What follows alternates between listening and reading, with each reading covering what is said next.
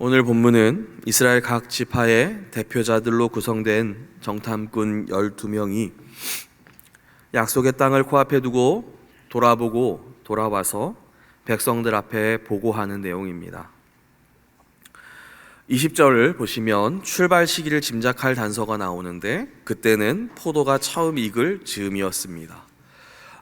이때는 7월 말로 40일을 다녀왔으니까 9월 중순에 돌아온 것이죠. 가데스 바네아에서부터 이스라엘의 북단 하맛 어기 르옵까지는 약 남북으로 400km 정도 되는 거리입니다. 아무래도 정탐이 목적이니까 12명의 정탐꾼이 여행하듯이 편하게 다녀오지 못했을 것입니다. 들과 산에서 자면서 약 400여 킬로를 40일간 다녀왔으니까 정탐도 하면서 하루 평균 10km 정도 들키지 않게 조심조심 다녀왔을 것 같습니다. 22절을 보시면 특별히 네겝으로 올라가서 헤브론에 가본 이야기를 기록합니다. 이는 모세가 출발 전에 부탁한 길입니다. 네겝 길에서 정탐한 도시 이 헤브론은 이스라엘에 있어서는 매우 중요한 도시 중에 하나였습니다. 이스라엘의 선산과도 같은 곳인데요. 아브라함과 사라, 이삭과 리브가 야곱이 묻혀 있는 믿음의 뿌리가 있는 곳이죠. 또 이 헤브론은 이스라엘 남쪽 지방에서는 가장 거룩한 도시로 여겨지는 곳으로 모세는 정탐꾼들이 선조들에게 허락하신 이 믿음의 뿌리를 보고 오기를 기대했던 것 같습니다. 이곳에서 이제 하나님의 약속의 땅에서 우리가 새롭게 시작하고 새로운 나라를 이루어가고 새 시대를 열 텐데 이스라엘의 각 지파의 대표자들이 먼저 가서 그곳을 보고 그곳을 보면서 믿음의 그림을 하나님이 새롭게 행하실 일들을 그곳에서 같이 꿈꾸며 돌아오기를 기대했던 것입니다. 그런데 오늘 본문을 보시면 그들이 보고 온 것은 무엇인가요? 헤브론에 가서 봤더니 그들이 헤브론에서 본 것은 갈대아 우르에서부터 하나님의 약속의 땅으로 믿음의 여정을 거쳐왔고 또 그곳에 단을 쌓고 또 애굽으로 갔다가 다시 가나안으로 돌아오면서 이 헤브론에서 믿음으로 하나님께 의롭다함을 얻었던 그 언약의 아브라함과 이삭과 야곱의 흔적과 발자취를 보고 온 것이 아니라 오늘 22절 마지막 부분에는 그들이 아낙 자손 아히만과 세세와 달메를 보고 왔다 이렇게 기술하고 있습니다. 물론 정탐꾼들이 본 것은 그것만은 아닙니다. 그 땅에 과일들을 가져왔죠. 과연 그 과일들을 보니까 그 땅이 젖과 꿀이 흐르는 그러한 땅인 것도 보고 왔습니다. 이것은 정탐을 보낸 이러한 목적과도 연결이 되죠. 출애굽기 3장에서 약속하신 그 땅이 정말 그러한 땅이 맞는지 보고 온 것입니다. 정말 하나님의 약속대로 하나님이 그렇게 약속을 이루시는 하나님이신지 경험하고 오라고 모세가 먼저 보낸 것인데 그들은 그곳이 정말로 그렇게 비옥하고 풍요로운 땅인 것을 보고 확인했습니다. 27절이 이렇게 말하죠. 모세에게 말하되 이르되 당신이 우리를 보낸 땅에 간즉 과연 그 땅에 젖과 꿀이 흐르는데 이것은 그 땅의 과일이니이다. 사랑하는 성도 여러분, 하나님께서 우리를 인도하실 때 하나님의 말씀이 정말 맞구나, 하나님이 옳았구나, 이것을 경험하는 경험은 정말로 값진 일입니다. 우리가 믿음의 길을 막 시작할 때에는 어둠 속에서 아무것도 잘 보이지 않을 때가 많습니다. 그런데 이 믿음의 길을 걷다 보면 어느 순간 우리 안에 깨달음이 하나 둘씩 생기기 시작합니다. 주님이 내 손을 붙들고 계시구나, 주님이 나와 함께 걷고 계시구나, 주의 영이 지금 내 발걸음을 인도하고 계시는구나, 이러한 확신이 우리로 계속 믿음으로 또 믿음의 길을 걷게 하는 것을 알게 되는 것이죠. 이렇게 하나님께서는 믿음으로 반응하는 당신의 백성에게 약속의 말씀이 반드시 그렇게 이루어질 것이다 라고, 그렇게 성취될 것이다 라고 보여주시고 인도하시는 하나님이십니다. 오늘 정탐꾼들을 보낸 하나님의 이유와 목적이 바로 이것입니다. 하나님께서 출애굽 3장에서부터 약속하신 그 젖과 꿀이 흐르는 약속의 땅으로 약속하셨는데 그것이 정말인지 아닌지 이들이 가서 보고 하나님의 약속을 신뢰하고 그들을 보내신 땅을 향하여서 계속 나아가라는 것이죠. 우리가 하나님의 심판 앞에 섰을 때 누리는 성도의 가장 큰 영광이 무엇이겠습니까?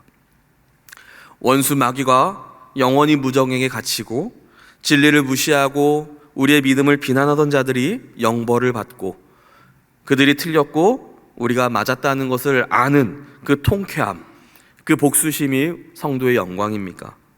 이와 비교할 수 없는 영광이 있는데 그것은 일평생 하나님의 말씀이 정말로 맞았다, 진리라는 것을 꼭 믿고 살았더니 정말 그 말씀대로 되는 것을 보는 것이 바로 심판대 앞에서 우리가 누리는 영광이죠. 하나님의 말씀이 진리고 그 약속이 반드시 이루어지는 것을 보는 것입니다. 우리가 일평생 붙들고 살아온 그 말씀 그대로 성취되는 것을 보는 것만큼 웅장하고 영광스러우며 기쁨 가득한 일은 없습니다.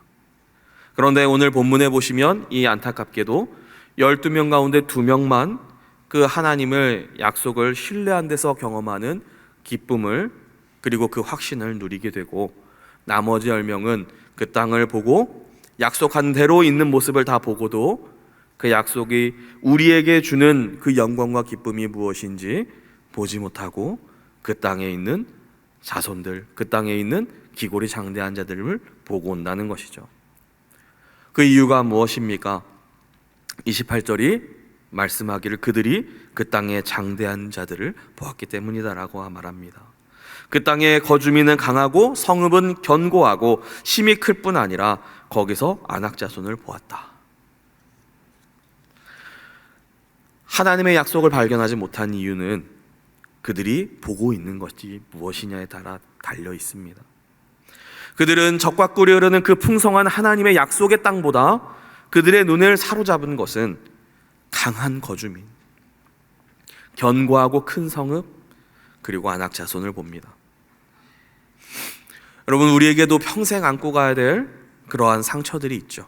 우리의 약점들이 있고 한계들이 있게 마련입니다. 우리가 도저히 뛰어넘을 수 없는 그런 우리의 장애물들이 있습니다. 그런데 우리가 인생을 살 때 계속 그것만 바라보면 결코 약속을 신뢰할 수 있는 자리로 나아갈 수 없습니다. 그뿐 아니라 하나님의 약속을, 그 야훼하신 약속의 복을 누리는 자리로 나아갈 수 없죠. 저희 가정에는 아이가 아픔입니다. 아이와 관련된 일이 있을 때마다 또는 건강한 아이들을 볼 때마다 왠지 모르는 힘듦이 있습니다. 이걸 왜 뛰어넘지 못하는지 모르겠어요. 그런데 어느 날 제 아내하고 묵상을 나누는데 아내가 그러더라고요. 뛰어넘지 못하고 아픈 게 당연하다. 그럴 수 있다. 그게 이상한 게 아니라 얼마든지 그럴 수 있다라는, 이게 인정이 되니까 자꾸 아이에게만 고정되어 있던 이 시선이 약속의 말씀으로, 부활의 소망으로 옮겨지면서 마음에 해방을 주시는 하나님의 은혜를 나누게 되더라는 거예요. 사랑하는 성도 여러분, 오늘 본문을 보면 참 믿지 못할 이유는 수만 가지입니다. 이 땅에서 하나님의 약속을 신뢰하지 못하고 순종하지 못할 이유가 얼마나 많은지 모르겠습니다. 그러나 우리가 하나님께 순종할 이유는, 하나님의 약속을 신뢰할 이유는 단 하나면 충분합니다. 수많은 불가능한 이유를 제쳐두고 하나님 한 분 때문에 우리는 가능한 이유를 발견하는 것이죠. 하나님의 약속은 신실하고 반드시 그렇게 이루시는 하나님이십니다. 오늘 본문 29절을 보면 이들은 계속 이렇게 얘기합니다. 아말렉인은 남방 땅에 거주하고 헷인과 여부스인과 아모리인은 산지에 거주하고 가나안인은 해변과 요단가에 거주하더이다. 헤브론에 있던 아낙 자손만 문제가 아니라는 거예요. 아말렉 때문에 남방도 안 되고, 헷 사람과 여부스인과 아모리 사람들 때문에 산지는 안 되고, 가나안인 때문에 해변과 요단가, 물은 다 장악되어서 안 된다는 거예요. 안 될 이유가 왜 이렇게 많습니까? 그러나 30절 보십시오. 갈렙은 백성들에게 이렇게 말합니다. 갈렙이 모세 앞에서 백성을 조용하게 하고 이르되 우리가 곧 올라가서 그 땅을 취하자 능히 이기리라. 갈렙은 딱 하나의 이유를 들어서 동요하는 백성들에게 당당하게 가능하다라고 말합니다. 오늘 본문에는 갈렙의 이유가 나오지 않지만 바로 한 장 뒤에 넘어가면 갈렙이 백성들에게 하나님이 약속하셨음을 얘기하죠. 안 될 이유를 찾으면 셀 수 없이 많습니다. 아무리 객관적으로 불가능한 사실과 자료를 갖다 들이대도 만약에 그 일이 가능하다면 그 이유는 하나입니다. 하나님이 계시기 때문입니다. 약속의 말씀이 있기 때문에 그 땅은 반드시 우리의 것이 될 것이라는 겁니다. 갈렙도 아낙 자손을 못 받겠습니까? 그 성의 견고함을 못 받겠습니까? 그들의 강대함을 그도 못 받겠습니까?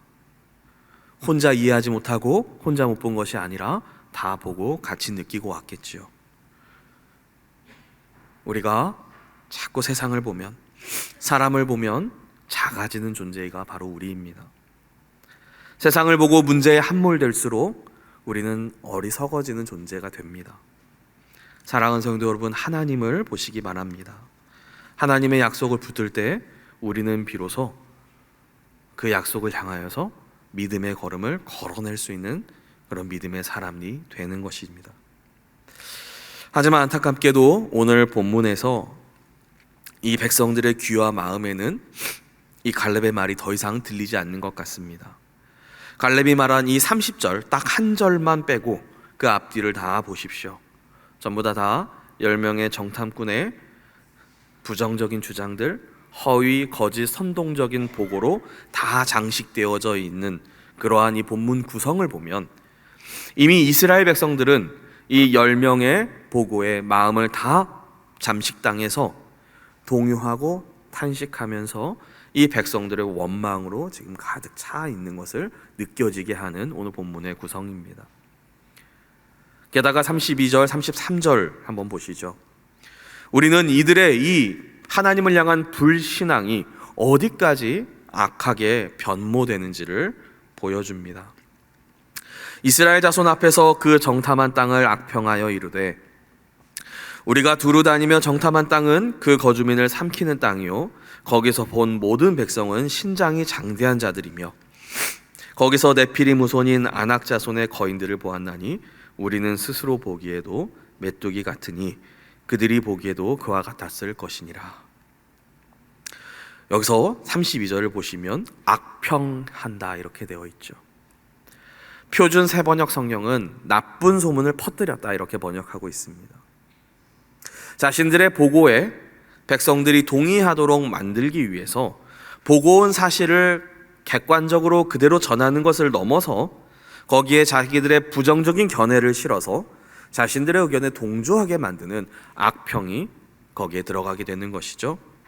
동조하기 위해서 왜곡하고 사실을 거짓으로 바꿔가면서 말했다는 겁니다. 또 32절 이 악평하면서 뭐라고 합니까? 우리가 두루 다니며 정탐한 땅은 그 거주민을 삼키는 땅이라고도 합니다. 여러분, 거주민을 삼키는 땅이다. 분명 앞에서 무엇이라고 말했습니까? 모세 당신이 말한 대로 어떤 땅이라고 했죠? 젖과 꿀이 흐르는 땅이다 라고 했습니다. 그런데 지금은 그들의 주장이 어떻게 변했습니까? 그 땅은 거주민을 삼키는 땅입니다. 백성들이 고조되고 동요되고 사람들이 이들의 주장에 웅성웅성대면서 원망하기 시작하자 이 땅이 거주민을 삼키는 땅으로 바뀌는 것이죠. 여기서 거주민을 삼키는 땅이라는 말은 불모지를 의미합니다. 어떻게 젖과 꿀이 흐르는 땅이 불모지로 그 진술이 바뀝니까? 하나님의 약속을 바라보기보다 자기 주장을 앞세우니까 풍요의 땅이 불모지로 변하고 악평의 말이 바뀌고 스스로 모순에 빠진 줄도 모르고 자기 주장을 하고 있는 것이죠. 이들의 이 부족함은 여기서 끝이 아닙니다. 더 나아가서 허위 사실이 계속 이제 유포됩니다. 아낙 자손은 신장이 장대한 자들이 맞지요. 그런데 본문 32절 보시면 거기서 본 모든 백성이 다 어떻게 됩니까? 장대한 자들이 됩니다. 가나안 땅에서 본 모든 족속들이 다 장대한 자들이 되는 것이죠. 그리고 33절에서는 그 아낙 자손을 네피림의 후손으로 둔갑시킵니다. 물론 네피림이 고대에 있었던 그런 존재들인 것은 맞지요. 창세기 6장에 등장합니다. 네피림은 하나님의 아들과 사람의 딸들 사이에서 난 자들이라 그렇게 소개하고 있는데요, 이들이 곧 아낙 자손이다 라는 것은 사실 확인되지 않은 사실이죠. 마치 지금 여전히 그 땅에 반신반인이 존재하는 것처럼 우리 같은 사람은 도저히 싸워서 이길 수 없는 신적 존재인 마냥 공포 분위기를 조성하면서 백성들을 계속 두려움에 휩싸게 만듭니다. 사랑하는 성도 여러분, 우리가 살아가는 세상도 마찬가지입니다. 우리가 자꾸 세상에 관심을 두고 사람의 우리 시선을 둘 때 세상은 우리에게 막연한 두려움을 주고 허위 신화와 전설로 우리를 겁하죠. 하나님의 약속은 마치 아무 능력이 없는 것처럼 여기게 만들고 우리는 메뚜기처럼 작아지게 됩니다. 이들 역시 자기들을 가리켜서 광야의 먹거리였던 메뚜기와 같다 한 것처럼 이들에게 있어서 자꾸 그들을 바라보고 그들에 있는 성읍을 바라보자 그들의 믿음은 메뚜기와 같아지고 하나님의 약속은 온데간데 없어지는 것을 보게 되는 겁니다. 결국 이스라엘은 40일 만에 다녀온 길을 40년이 걸려서 걸어가게 되죠. 여러분, 먼 길을 단숨에 가본 적 있으십니까? 또 굉장히 가까운 길인데 너무 멀게 느껴지는 길을 걸어본 적이 있으십니까? 얼마 전 대전에서 음주운전 사고로 9살 어린이가 사망한 일이 있었죠. 발인할 때 엄마가 이렇게 말했대요. 아이가 멀미하니까 천천히 가자. 아마 아이가 평소에 멀미했던 그런 기억이 떠올라서도겠지만 최대한 이 시간을 늦추고 싶어 했던 천천히 가기를 바라는 마음이지 않았을까 그렇게 생각해 봅니다. 여러분, 우리가 같은 길을 걸어갈 때도 우리의 마음에 따라서 때로는 그 길이 지루할 때도 있고 때로는 그 길이 정말 신나게 재밌게 언제 이렇게 빨리 왔는지 모를 정도로 걸어갈 때가 있습니다. 본문에 등장하는 이 가나안으로 가는 길이 그렇습니다. 가까워서 단숨에 다녀올 길이었습니다. 그런데 이 길이 멀고 먼 길이 되어버립니다. 정탐꾼들이 가나안을 돌아보는데 그 출발지였던 신광야 가데스 바네아에서 저 북단 하마더기 루옵까지 다녀오는데 40일이었습니다. 그런데 이스라엘 백성들은 40년이 걸리게 되죠. 여러분, 가나안 땅으로 가는 길이 참 멀고 험해서 그런 것입니까? 지리적으로 멀고 험난해서 그런 것이 아닙니다. 이스라엘 백성들의 영적 마음의 상태, 하나님을 향한 그 약속을 신앙하는 태도가 결정한 거리였습니다. 하나님과 거리가 멀어지니까 이 광야길은 굉장히 가까운 거리였지만 먼 길이 되어버렸습니다. 오늘 우리의 인생길에서 신앙의 채비가 얼마나 중요한지 보여줍니다. 본문을 통해 우리는 어떤 준비를 하면서 오늘 우리에게 주신 이 약속의 말씀을 신뢰하고 살아가는 인생을 걷고 계십니까? 정탐꾼들의 대답과 백성들의 반응을 통해서 이스라엘이 그 마음과 생각이 불신앙으로 가득 차 있었다는 것을 보여줍니다. 하나님을 보지 못하고 약속을 보지 못하고 봤음에도 세상과 사람에게 집중한 것이죠. 그러니 바로 가깝지만 먼 길이 된 것이죠. 사랑하는 성도 여러분, 우리의 삶은 하나님을 향한 우리의 신앙과 태도에 달려 있습니다. 그러면 같은 길을 걸어도 우리의 마음에 따라서 지루한 길이 되기도 하고 즐거운 여정이 되기도 하는 것처럼 우리의 일평생 하나님과의 그 가까움에 따라서, 하나님과의 거리에 따라서, 우리가 약속의 말씀을 얼마나 붙들고 걸어갔냐에 따라서 이 신앙의 길은 찬송의 가사처럼 주와 같이 길 가는 것 즐거운 길 아닌가, 우리 주님 걸어가신 발자취를 밟겠네, 그렇게 찬양하면서 걸어가는 길이 될 수도 있고, 아니면 매번 눈물과 슬픔 가운데 힘들게 오늘 설교하는 저의 목소리처럼 이렇게 걸어가는 길이 될 수 있습니다. 주와 같이 걸어가시는 저와 여러분이 되시기를 주님의 이름으로 축복합니다.